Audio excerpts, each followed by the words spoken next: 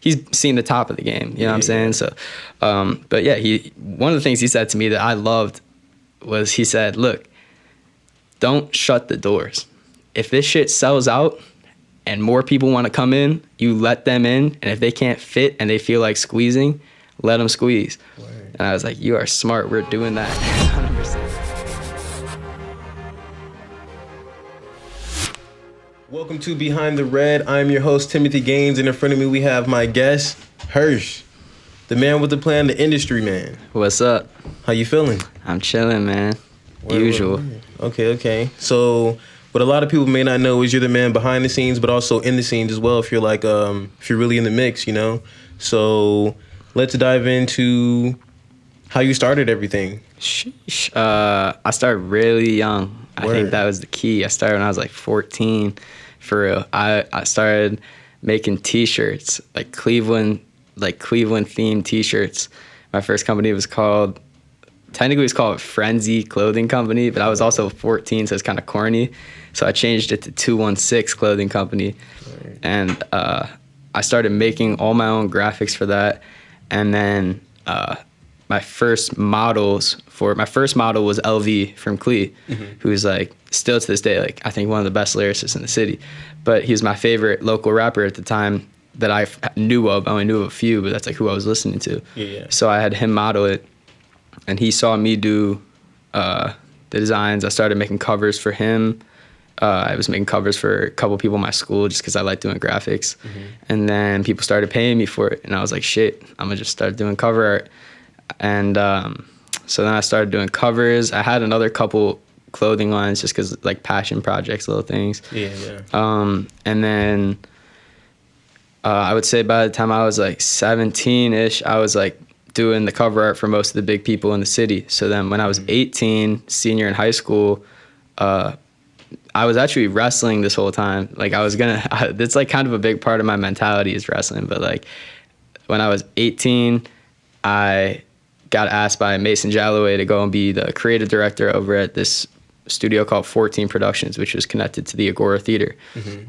And at first, like I was ranked like 3rd in the state wrestling. Like I was like really thinking I was gonna do that shit. And pretty much Mason had called me up to go check out the studio that he wanted me to start working at. And when I went there, I was kind of in the process of being like, maybe I don't want to wrestle. Like that's where my head was at. And then as soon as I saw this place, it was a 2-floor studio with like 4 studios in it. There was an office in there ready for me.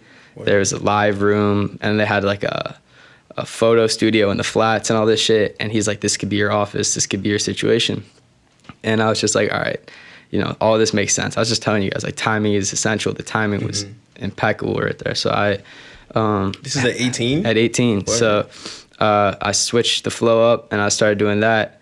And all of a sudden, every day after school, instead of going to wrestling practice, I was driving downtown and, you know, greeting the intern at the front door. Was your dad hip about this? Your parents hip about this? Yeah, I was so young, I had to have my mom co-sign my contract with 14. So she had to come down and check everything out, save my dad. So I all of a sudden was going down there every day after school, and that's when I started taking everything really seriously. Like the whole time, my vision, like for what I want to do pretty much now next year, but when I graduated college, it was always the same. Like I knew when I was 14 that I wanted to start a record label, and I was right out of college because I knew I'm so young. I was like 8 years from now, it should be solid to get something started. Yeah. So my vision was clear from then. It was always working towards that. So I think that's why I kind of started just like getting into music and getting into the artists. And that's still the goal, the label? That's happening, man. It's on the way. But yeah, so once I had the office, I started holding meetings, and I started, you know, being able to make things very professional. I was having my projects done, and then a contract was signed after every one of them, and a deposit was put down, and you know, all these different things. So once things started getting serious, I also at this point started fucking with Pesh. Shout out to Pesh, it's my boy. Live mixtapes, TSO music, all that. I started fucking with him, and pretty much he was having me. First project I did with him was a lyric video for Rip Flames, when Rip Flames was like popping off at that point. And then we started just doing shit from there. And he took me to LA for the first time. As pretty much he said he knew that I wanted to start a label and do all these things kind of similar to what he does. So he said I could just be like a fly on the wall. I just bring a camera and take pictures, and I'll get my experience, and he gets pictures, and we're cool. Word. So he took me down there, and I met like a bunch of cool people. He put me in the studio like Guap Dad 4000 before he blew up. Burna Boy when he was blowing up. Burna Boy is now one of the biggest artists in the world, like internationally speaking. We were in the studio with him when Virgil Abloh posted him for the first time. Like we're sitting, I was like, yo, this dude's gonna be huge. I don't know, people like that. And you know, that's when my perspective shifted from like, okay, this is beyond Cleveland. Like you could really go and do this and like do something, you know, because, you know, there's more going on than Northeast Ohio. So then I returned back to my office knowing that and shifted my perspective, started working with that in mind. And then went to college. And I was like, you know, at that point, I was like, I always try to, actually Mason always said this shit, this is where I got this phrase, but leave your ego at the door. Like I always try to do that shit. Like, you know, I don't do anything with the ego. I do everything with a purpose, you know? And so when it came to the point where it was like, my studio was moving to LA, like Mason's out in LA running 14 productions out there now. Yeah. So I was like, damn, I could go out there and just be like, fuck this college shit, all this stuff. Or I could just, you know, put my head down and work for another 4 years, let myself load up and get my degree and do all these things. You know, my parents obviously wanted me to go to college, and I love my parents and I got respect for them. So of course I went and did it. And so I decided to do that, put my head down. And that just forced me to go extra hard with the cover art. And oh yeah, at this point, that summer going into college is when I threw Up Next Fest. I was about to ask about that, because we were there. Yeah, that's when we all first linked. Literally. That was the first concert. So Up Next Fest was the first concert. Up Next Fest was, that's the first show that was all just me. Like, Word. Yeah. Okay. As far as like promotion and shit like that. And who was at that first show? So that was... Who was the big headliner? Yes, so it was crazy. I was saying Up Next Fest, right? I did this, the whole theme of it was that everyone was putting on this is ready to blow. Like, not they should blow, not their next up. Like, these are literally the people that I saw in the city who were ready to blow. They needed one step forward and they're up, you know? And, you know, it aged very well, but so YSN Flow was the biggest headliner. This is when he was, you know, Reid had just started fucking with him. Shout out to Reid. And, you know, getting me hip to him, and he started blowing up, and not really blowing to the point he's at now, but just kind of gaining traction. And the most traction. That's why he was the main headliner. He just dropped Want Beef. I think that's all his biggest song at that time was Want Beef. That was like 2018. Yeah. Damn, that was early 2018. Damn, that was really 3 years ago from like right now. That was summertime, right? Yep. Like July? August. Is really almost a full 3 years. Yep. And so he was headlining, and then we had Freshie, who we'll talk about in a little bit, but Freshie's blowing up, guarantee that. 4 J, who is blown in his own lane, absolutely. Shout out 4 J. Trop was on there. I was managing Trop at the time. And then Run It Up Ryan, shout out Run It Up Ryan, was on there. I believe that was the whole line. Owen River was also on that. Compliments of Pesh, compliments of live mixtapes. But so that was the first concert. We did that. Y'all were there. That was lit as hell. We had like a real stage. That venue was dope too. I plan on going back to that venue. What was the venue called again? I forget. Beachland Ballroom. Yeah. Yeah, and that shit was cool. They had the whole stage. It was like the perfect size too. Yeah, you know what I mean? And the lights and everything. Like with the backstage rooms too. It was a nice setup. The basement. Yeah, that shit was dope. And the bar and everything. But yeah, that show was crazy. Was very cool, especially for my first one. Like, I didn't know this then. People told me this after because I guess they didn't want to scare me before. But like, I guess no one ever I guess everyone always loses money on their first concert. I've heard that a lot. Like, yeah, and you're just supposed to persevere through it. And I had pretty much, I made a little bit of money on it. And afterwards, once I had made some money, because everyone, I'm seeing this a lot more obviously now. But like, a lot of people will cheer you on, but they'll like be waiting for you to like fuck up, and instead of warning you about it, they'll just kind of let you do it, and then afterwards be like, so what happened with this, just with a little smirk on their face. So a lot of people have that smirk on their face. That's so like, how'd you end up coming out? And I'm not gonna tell you or tell them whatever exactly how much I made. I was just like, well, yeah, we made a little bit of money. And they were just like, oh really? And I was like, why you look so why'd you ask if you were hoping I was gonna say otherwise? And people would just be like, oh, well, people usually lose money on the first show. So whatever, that pushed me. I was like, I should be doing this shit. especially it was really only just me that show. I mean, you guys were handling graphics and pictures and stuff like media, that. But shout out to Pull Up, you were of running course. around that entire time. Oh my God, bro. Man. It was just me. I didn't have a right-hand man. I didn't have a team of people. I didn't know the bartenders. I didn't know the security. It was the first go-round. Exactly. So, yeah, that was just pretty crazy. And when I saw that happen, I was like, okay, like a little, some tweaks and changes. After every show, I make a list in my notes of what I learned and what I should do for the next show. And so I did that for the first time after that show. And I implemented it on the next show, which was Doe Boy. Was that the Doe Boy was like 2019. Doe Boy was, 2019. Right. Doe Boy, if they can see it. Doe Boy and Friends. Right there. And so that was dope. That was the day that Doe had dropped, what was the name of that album?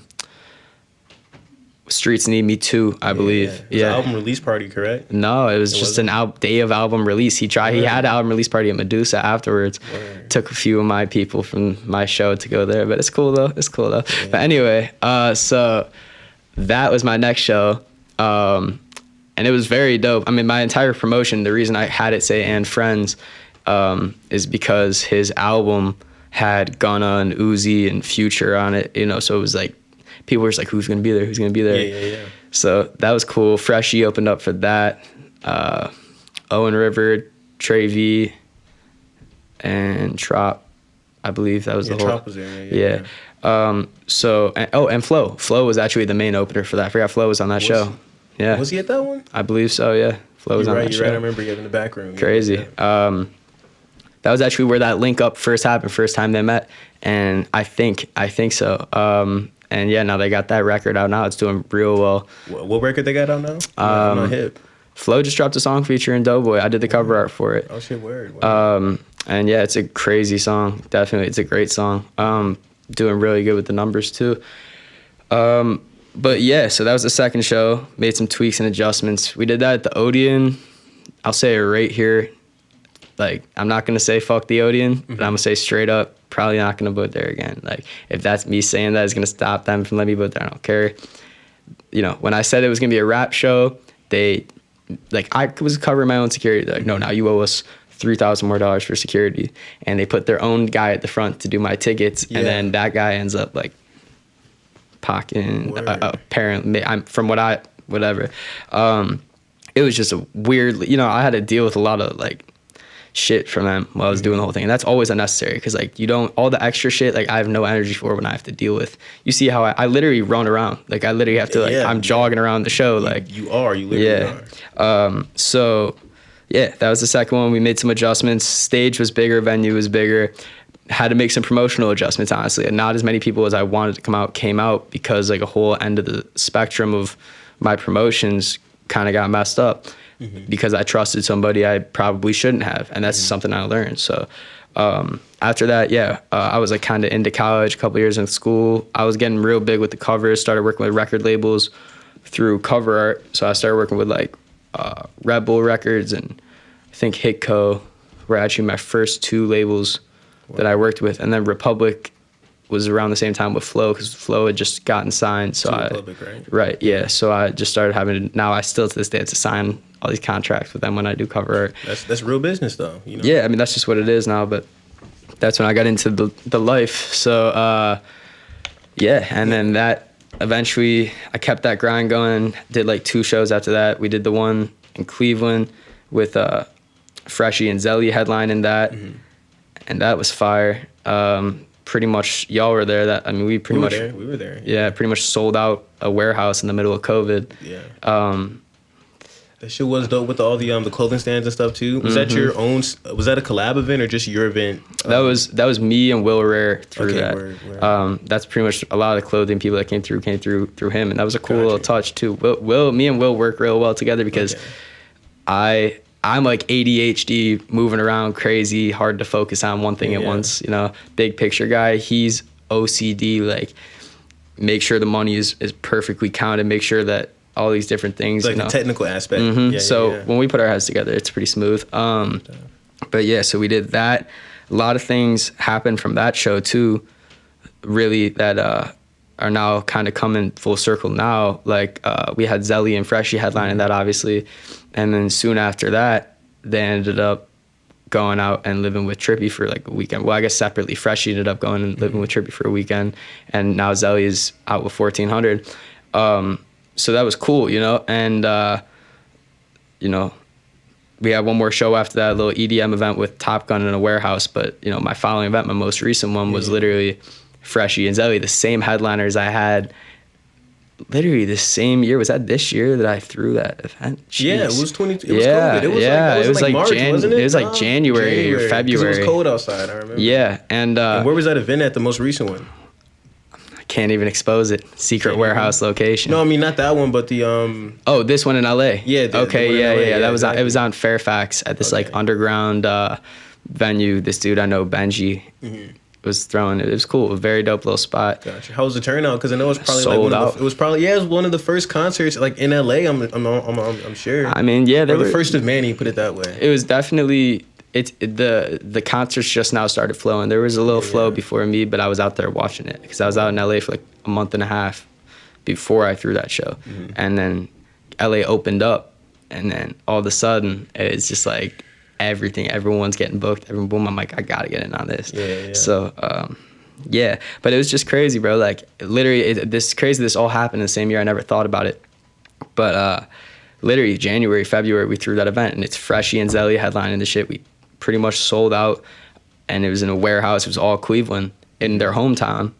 And then to be able to see their development, like where they've gone even just since then, and being able to take that same set of acts with Top Gun DJing then, and Top Gun DJ'd my whole show in LA. Yeah. And to take that. He DJ'd the whole show in LA as well? He was only supposed to do the first half, but fucking, there were some technical difficulties, and I was like, bro, you gotta stay for me. He was getting booked at a club later that night, and that's my fucking boy, thank God. And he's like, I got you. So that's a real one. No DJ, man. Someone passed the aux, yo. What you supposed to do? Bro, literally, I would have had to be like, plug my phone in and start playing Chief Keef. So you've like hosted like 4 or 5 events in like the span of like the last 2-3 years, which is a lot, especially for someone who's in school, you know, still doing the cover art on the side and managing artists here and there.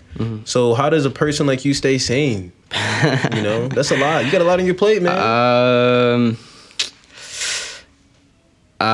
Don't stress what you can't control, and then control everything else. Word. And then also just hard work beats talent when talent doesn't work hard. That's really all it is. Like I just work hard with a vision, and then I don't let like the little things bug me, because that's just what life is. Like you can't let life stress you.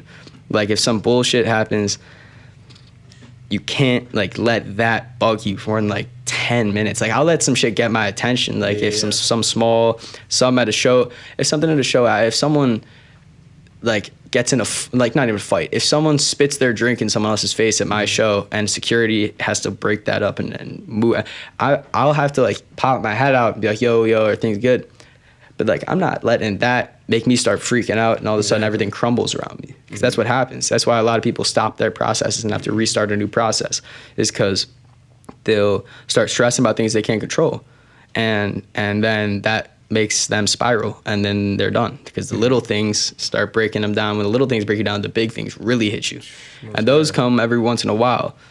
So, you know, if you aren't letting the little things bug you, when the big things hit you, you just got to deal with the big thing. If you let those little things accumulate and the big thing hits, everything falls down. Yep. Okay. So you clearly know how to handle yourself. And with that, I know like a lot of people try to throw events, you know, and it's like, it seems like you got it down packed to like, well, you figured out the algorithm, or you figured out what works for you.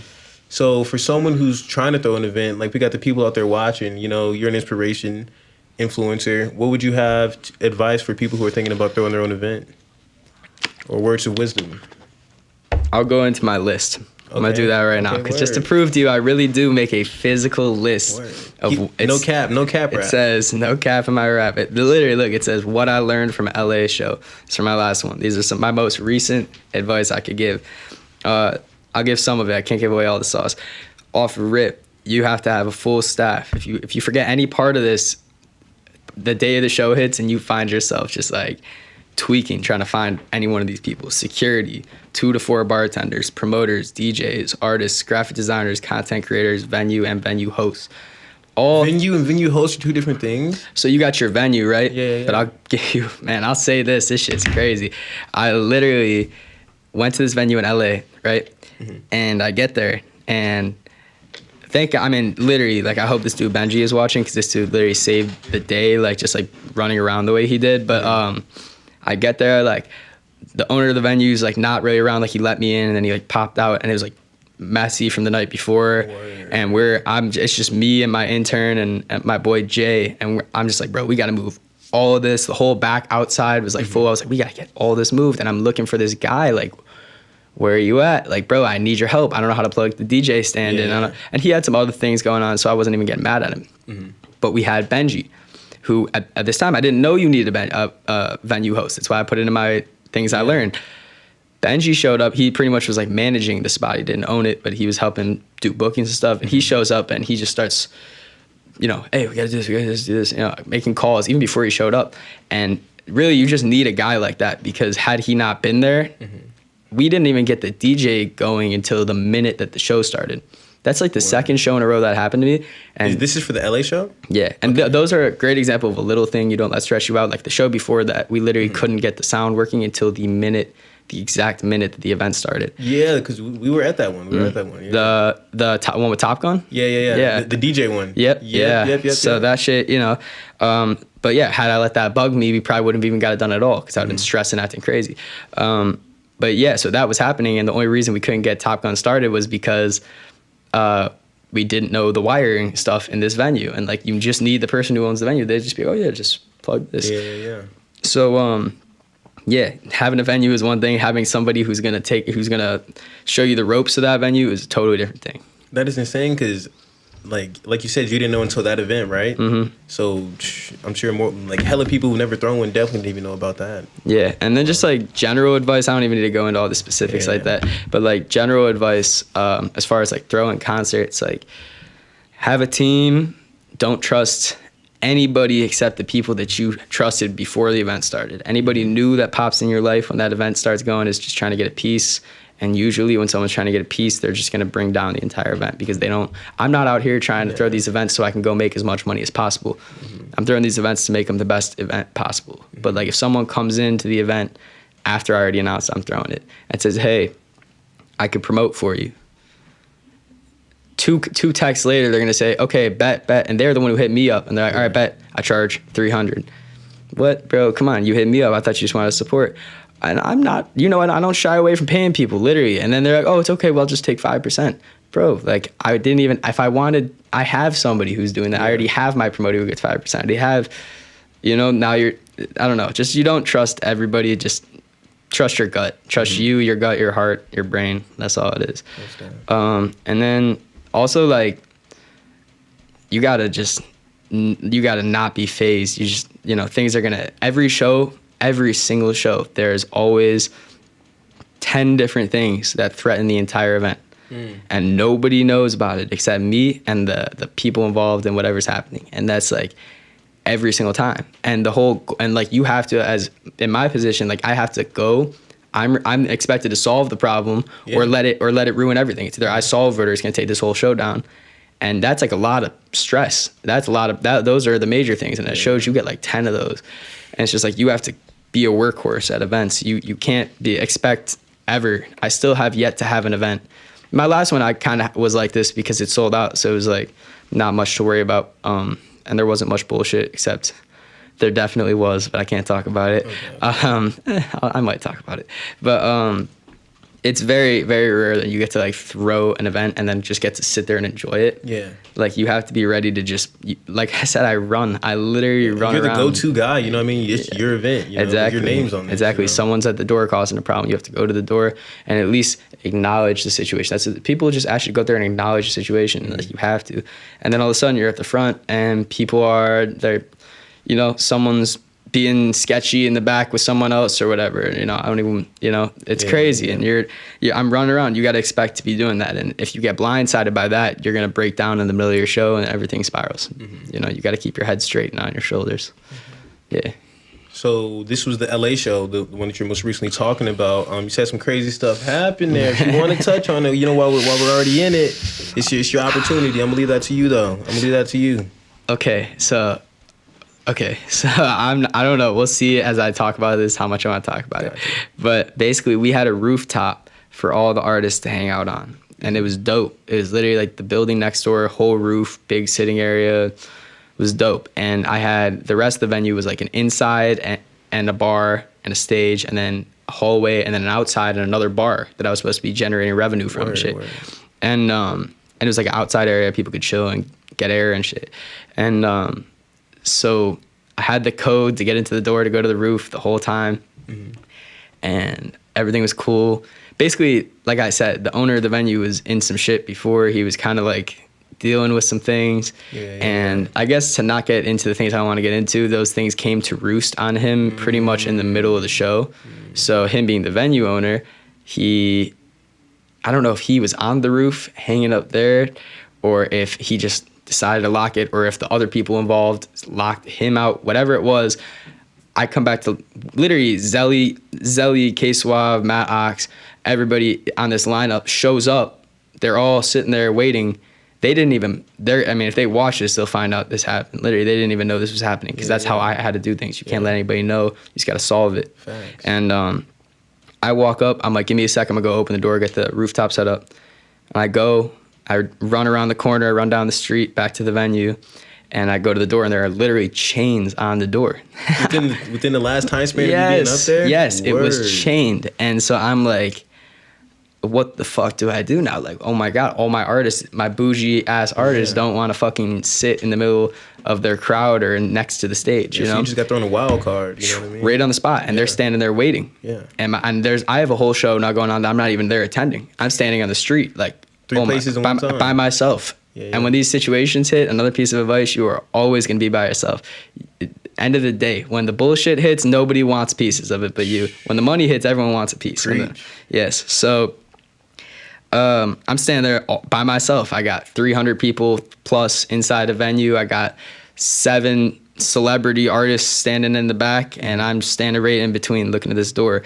And so I just got into like quick think mode, like, what do I do? What do I do? And then I realized, all right, we could just take the back area, and people were still loading in at this point. Like, you know, the line was down the street on Fairfax. So it was like, they're just kind of shuffling in. Damn, it was sold out like that. Oh, bro, yeah. That's crazy. Yeah, and no sponsor either. The night before, someone did some shit with Matt Ox and someone else that was on my lineup. And it was Psych World had literally sponsored it. Oh, shit. It was at the same place? No, just the same city. The same city, yeah, because they were also in Fairfax, too. Same city, very similar lineup. They actually had Lancey Foe, I think, was there. And I had one the next day with a similar lineup. And I had probably, I don't know for sure. I probably had more people than them. That's some dope-ass momentum, too. And, yeah, they were sponsored by Psych World. I had no sponsor, nothing. It was just me and my connections and my network promoting. And except for the Players Club, I threw that event with someone called the Players Club. That's my boy Sean Williams, my boy Ethan Gray. They're out there throwing bangers in the hills. I've been hearing about it, dog. Yeah, they're the goats. For years, yeah, they're my boys. They live out in luxury out there, man. They're having a great time. They do it right. Yeah. So when I threw the shit, my partners in promotion was the Players Club. And they brought some people in for sure. Honestly, a lot of the event was just Zelly fans and 1400 fans and people of that lane. But you know, definitely brought a lot of girls out. That's what they do, man. They bring girls out. But yeah, so pretty much I ran to the back and I decided, like, you know, whatever. I gotta do this. There were like maybe 10 people standing in the back at this point. I'm like, everyone go inside for a second, please. I shut that door, locked it, and I just see a whole bar full of alcohol that we had just bought for this show. I'm like, oh my God, like, can't even clear the back out because I got what am I gonna do? I spent, you know, whatever. But I was like, you gotta do what you gotta do. Cut my losses and pretty much said, this is gonna be the artist section now, and I'm just gonna have an open bar. Word. That's smart. That's improvise. You got to work with what you got, bro. Got to. Well, think about it. If I didn't do that, Zelly would have been like, I'm not even gonna lie. Zelly was expecting a rooftop, and he brought all of his friends with him. So if I would have brought him in and be like, we don't got the rooftop, and he would have been thinking, that's pretty much saying, I lied to your face, and you guys just got to go stand next to the. That was the other backstage area next to the fucking stage. I was like, he would have been like, nah, bro, like, fuck this, I'm out of here. Like, I kind of get it, whatever. Yeah, most definitely. But yeah, so I was like, fuck it, we're doing that. Now I'm running again. I walked out the back of the back and I ran all the way down the street, full run, because I had them waiting. This whole time, they thought I was just gonna stop, unlock the door, come back. Yeah. They were waiting for me, so I ran all the way back. And I'm like, look, we're gonna go this way instead. Like, we don't got the rooftop. And, everyone's walking this long walk to the back. Everyone's like, come on, bro, like, the long walk. But I was like, whatever, I got y'all taken care of. That's actually when I had my first conversation with Matt Ox. Found out he's a great dude, bro. Really. How old is he? 17, I think. Damn, because when he was out, he was like 14. Yeah, so that's crazy. So we were walking ahead of everyone else, and he's just kind of giving me some game, honestly. Like, he's a great dude. He's a very, very, very, very smart kid. Word. For real. He's 4 years younger than me. Word. And he's giving me game. I mean, obviously, he's seen the top of the game. You know what I'm saying? So, but yeah, one of the things he said to me that I loved was, he said, look, don't shut the doors. If this shit sells out and more people want to come in, you let them in. And if they can't fit and they feel like squeezing, let them squeeze. Word. And I was like, you are smart. We're doing that 100%. And it was hot as hell in there, but it was lit. And it was shaking. Yeah, so we were walking up front. Everyone was walking in, and we kind of put them in through the back of the back. They had this whole similar situation. It kind of worked out, outdoor area. They had the open bar. Everything was cool. And yeah, I mean, that was just definitely a story from that event, man. That shit is crazy. It's a crazier story if I told you what was really going on with the venue owner and shit. But it's some legal troubles. I don't want to get into it. We'll put that to the side. Yeah. So that was your most recent trip in LA. Did anything else happen out there besides the because it's LA? You were out there for a while. How long were you out there for? 2 months. Yeah, I came back for a week in the middle of it, and I just went to the club 3 times, and then I went back out. But yeah, so I've been out there like 2 months. We've been doing a lot of stuff. Just I don't even want to like get into all the people I was around. I told you, I don't even want to get into all that. But really, like, just studio sessions. I work up at HITCO Records. Shout out to HITCO Music. If you want to touch on like working with them at all. Yeah, so another next up. They are up, man. HITCO is the next up label, bro. They're brand new, more or less, into the game compared to all these other old ass labels. Resurfacing as far as LA Reid, absolutely. He's making this is his new play. But all these other labels, Republic, Def Jam, everybody, they've been around for a long time. HITCO is brand new, and they got a nice clean face to them. So I like it. They do things right. They do everything.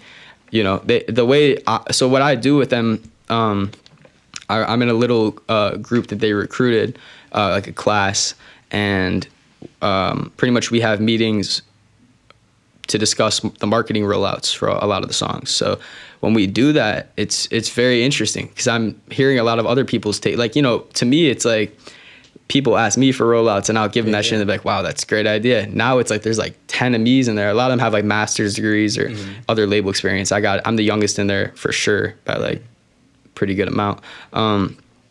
But yeah, so I mean, we just talk about marketing and stuff like that, but the way that they go about it is very modern. It's very like, we're going to focus on TikTok trends and, new hashtags and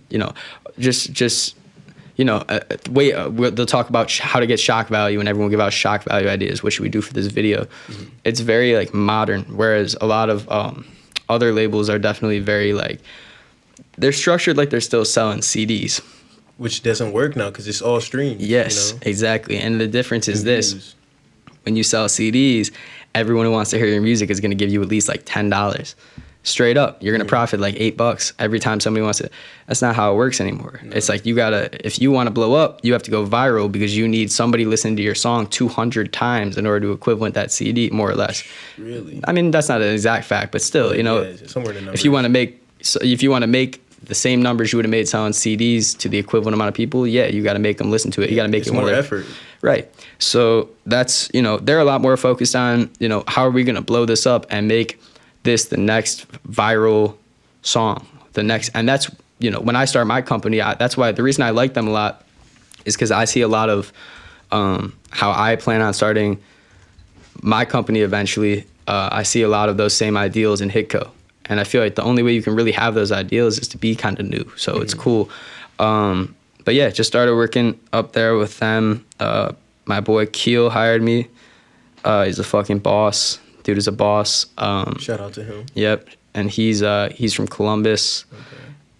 And yeah, the great people up there. LA Reid runs the whole place. Okay. Legend.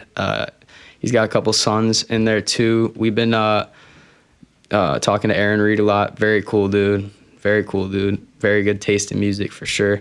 But yeah, HITCO. Okay. So shout out to HITCO. Yep. Shout out to HITCO for sure.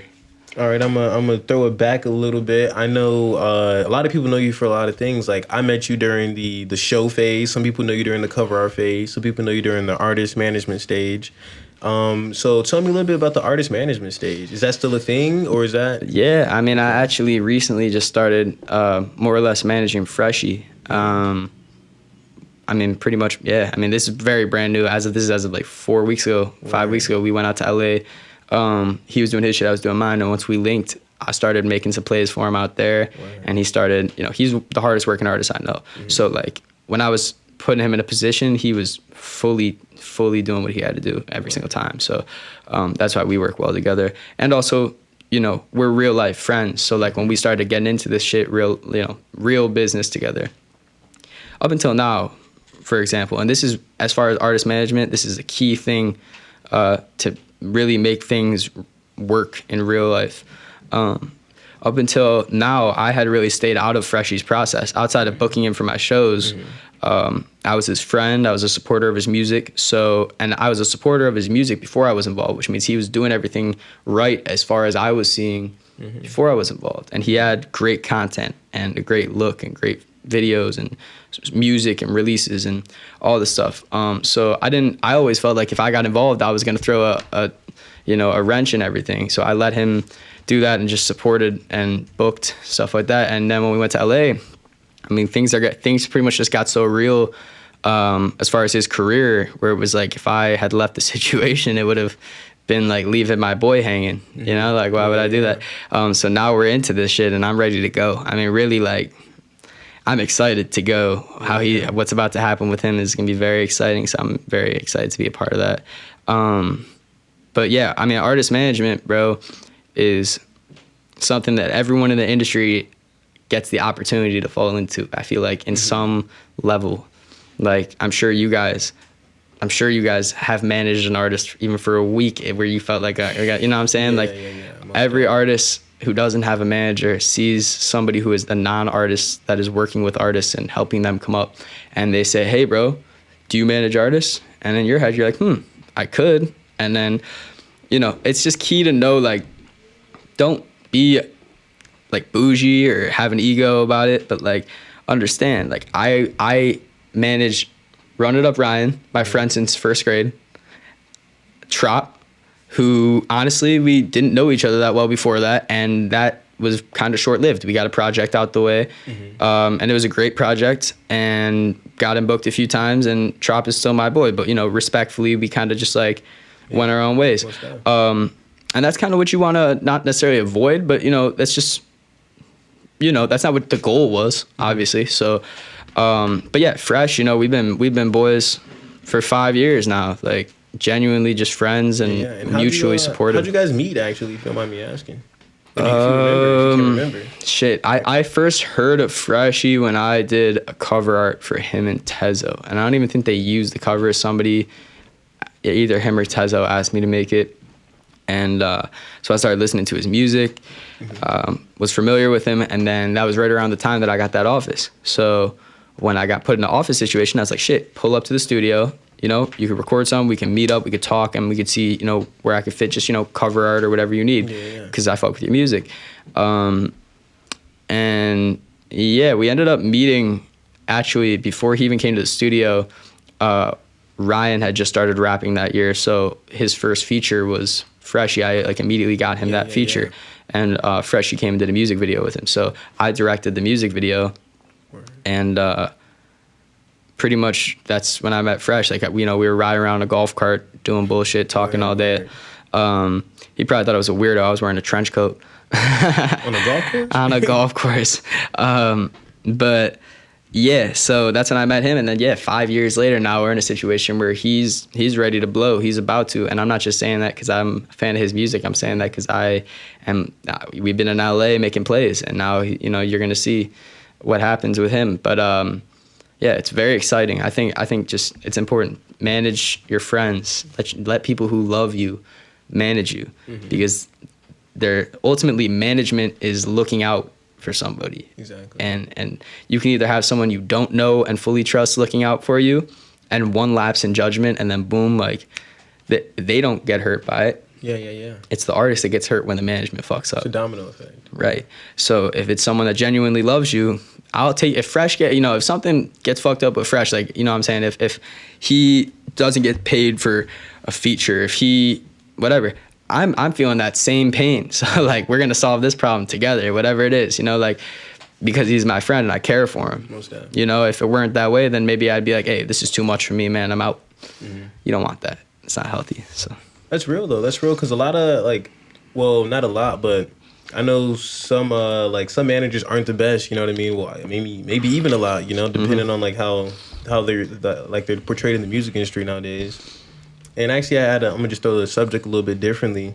You mentioned L.A. Reid earlier, right? Mm-hmm. One of the most powerful people in the music industry of all time. Mm-hmm. How is he? How was it? What was it like meeting L.A. Reid? That's a pretty big step. I mean, bro, that dude, like you said, he's a legend. So when I met him, it was very short. It'd be like shaking his hand was like crazy, really shake. I mean, and that's my boss at my company ultimately. Even so, when you're at the label, I'll go into HITCO. I mean, L.A. Reid is where he's on the second floor in his exclusive little session, doing his thing. You might hear LA's in the building, but you don't. So when we met him, it was very cool. Yeah, I mean, he's a boss. He's, I don't obviously know him too well yet because, like I said, I only had the opportunity when I was in LA to meet him. So that was cool. But Aaron Reid, his son, is fucking great guy. Literally, that he liked Freshie's music, and he was real excited about that, and that was cool. And after that, he tossed us a beat, man. He had some fire beats. His taste in music is really, I mean, I want to say it's amazing, but that's because we have similar tastes. But I mean, of course it is. But I mean, just really a great dude, very wholesome guy. Keel, everyone in that company is very wholesome. It's almost like a family, and it's cool because it's still kind of small, so everyone knows that. Right. I mean, the artists are major. They had the #1 song in the world last year with Roses, St. John. Oh, he is signed to him. I was looking up. Also, Outkast is signed to they were signed to HITCO. Yeah. The HITCO has a limited public roster. I feel like because they're kind of smaller, but they are affiliated with many artists. Just obviously L.A. Reid runs it, so they have reached everybody. For example, when Freshie was in there, this is crazy. So this is crazy actually. Wow. Freshie's I mean, he'll talk about this in his interview, but his favorite artist of all time, or at least his inspiration to become a rapper, was Michael Jackson. Right? Word.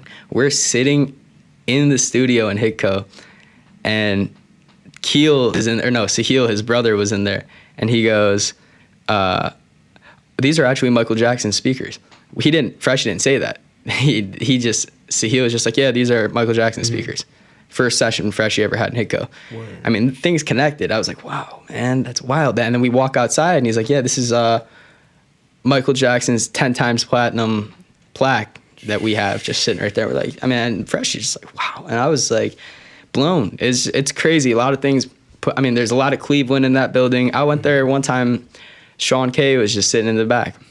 Sean K all day, the dude from Cleveland. A little older rapper, but he's working more on the production side and it seems like just kind of artist development side. But he's just sitting there, and that's Cleveland right there, just chilling at the studio. And Keel is from Ohio, and Sahil's from Ohio, and all these things, and then it's all powered by L.A. Reid, who's the GOAT.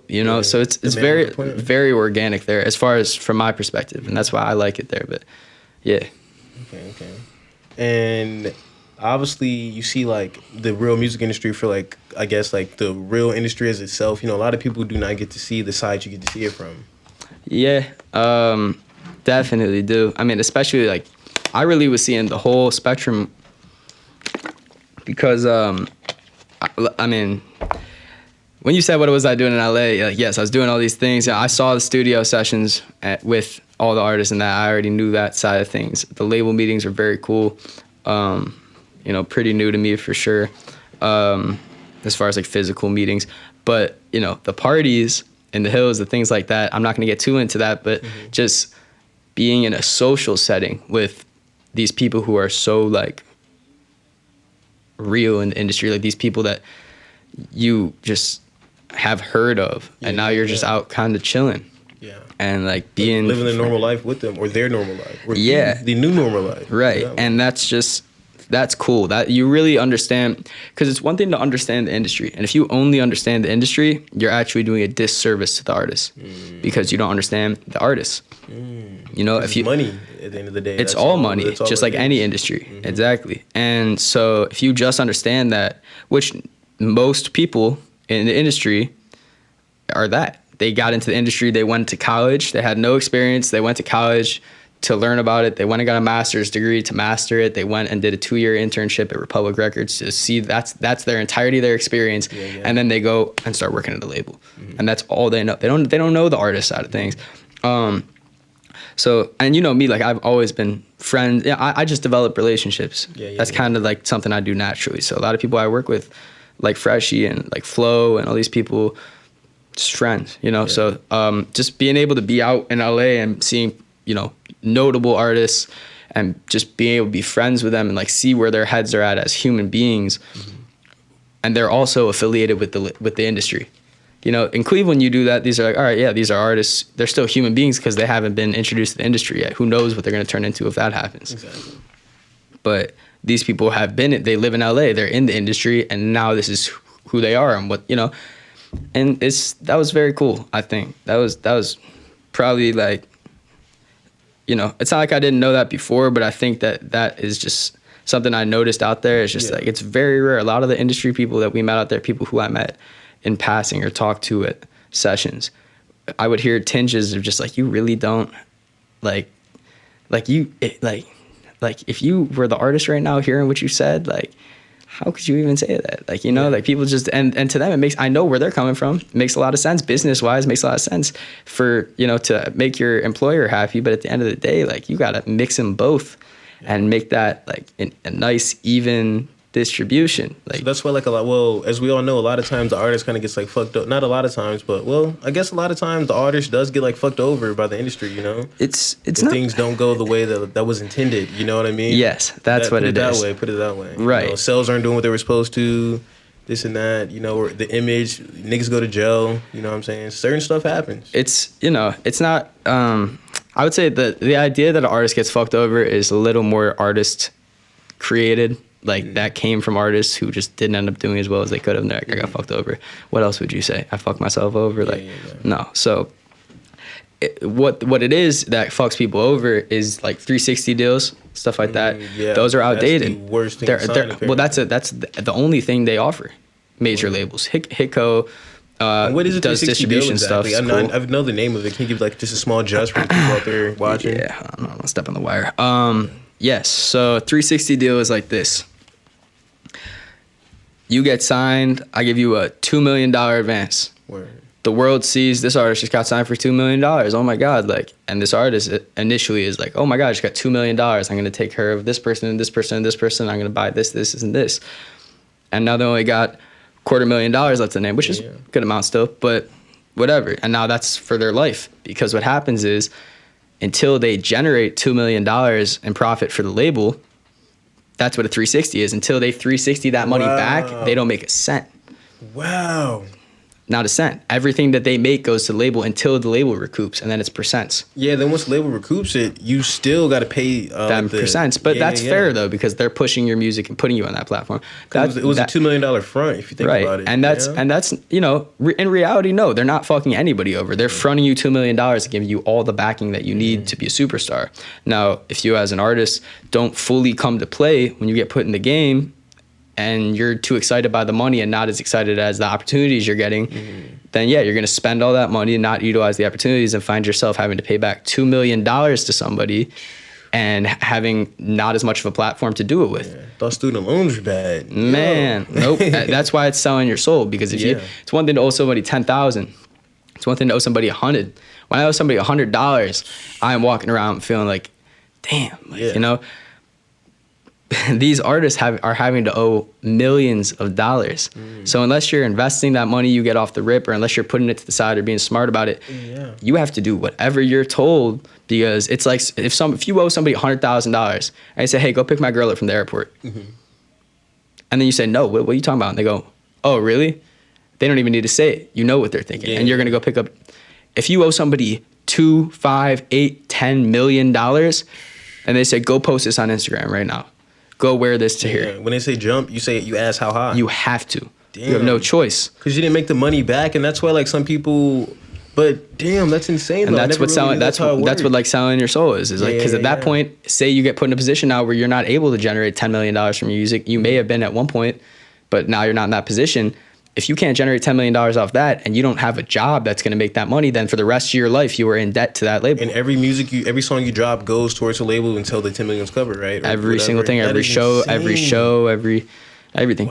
And there's some label, there's like some album deals. Like I remember Drake was under like the 6 album deal or whatever. That's why he dropped those like 2 mixtapes and just called them albums so he can get out of it. Yeah, exactly. And the people will do that, and then even so, like, there are other stipulations that will keep it. I mean, that's something that a fully developed artist will get, like an album deal. Like if you already have like 2 hit albums, they're like, oh, we'll buy your next one. That's the best approach to come to at a label. Word. They say you have to package everything. So if you come with just your music, and your music is clearly good and good numbers, right? So you got good numbers and good music.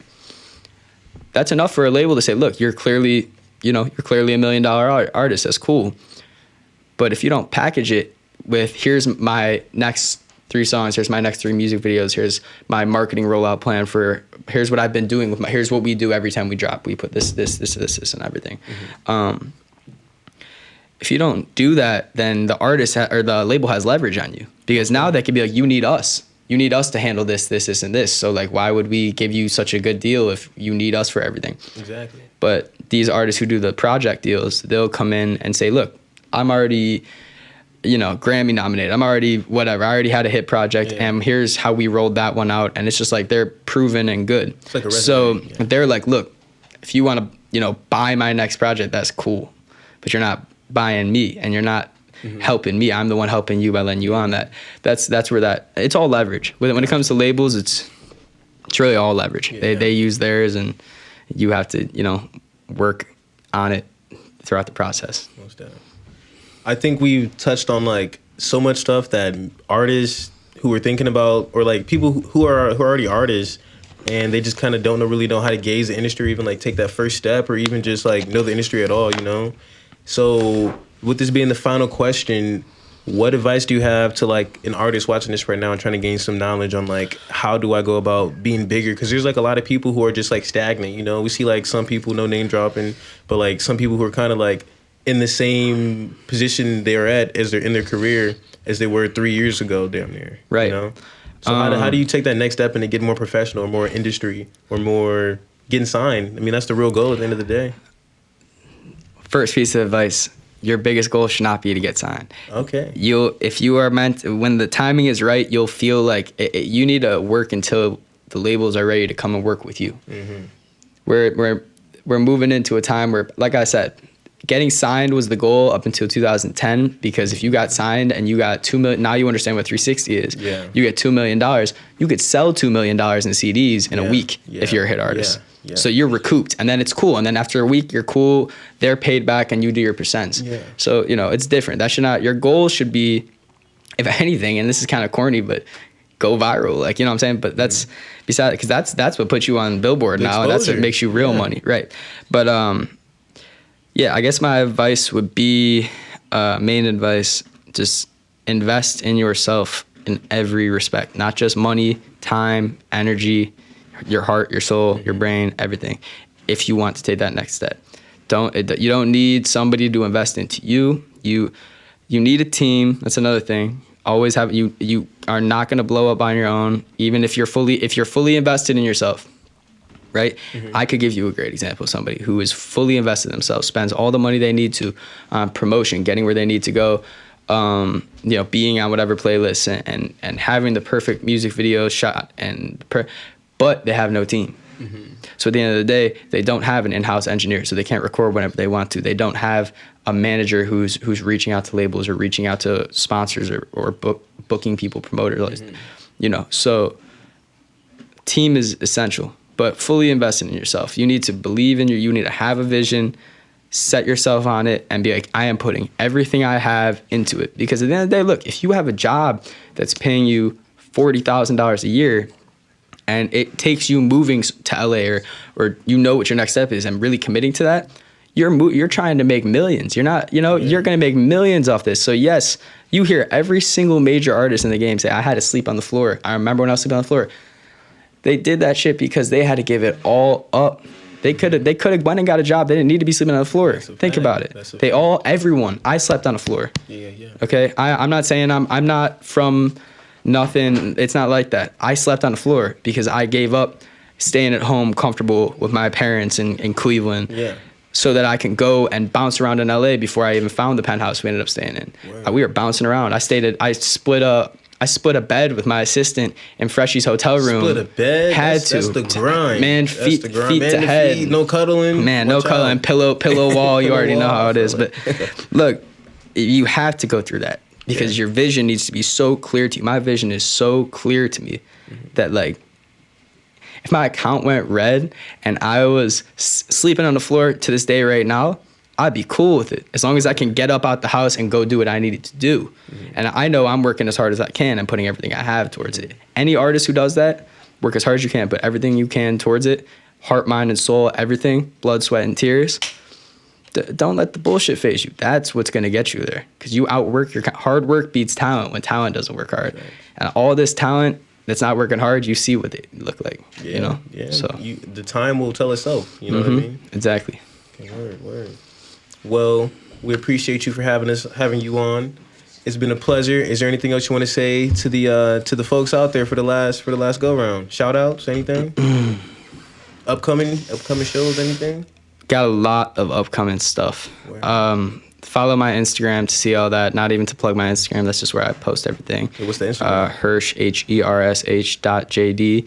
And then the same thing, .marketing. That's where you're going to see all my shit. But man, we got a 500 person, probably more than that person event on the 17th in LA.